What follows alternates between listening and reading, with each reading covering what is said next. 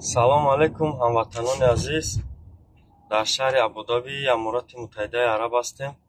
Имрӯз рӯзи сеюми чемпионати ҷаҳон аст, ки варзишгарони мо 30 нафар варзишгарони мо иштирок доранд дар байни 500 варзишгар ва 42 кишвари олам.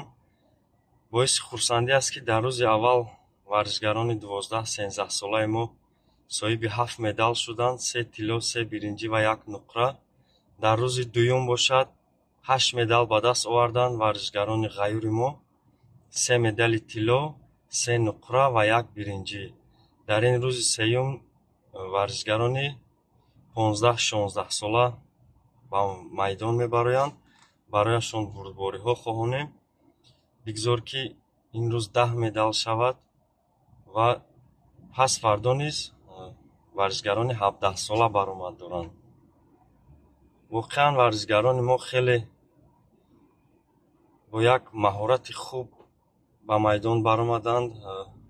аллакай ҳама иштирокчиён ва тамошобинон аз омодагии хуби тими Тоҷикистон огаҳ шуданд. ҳамаи пирӯзиҳояшон қариб ки пеш аз муҳлат буд варзишгарони мо, ва ин боиси он шудааст, ки рақибони варзишгарони мо аз шунидани он ки ҳарифи онҳо тоҷик аст ба як ҳарос меафтанд, ва инро ман ки наздиктар ҳастам эҳсос мекунам. аз ҳамин сабаб бояд ки мо бозам бештар худро нишон диҳем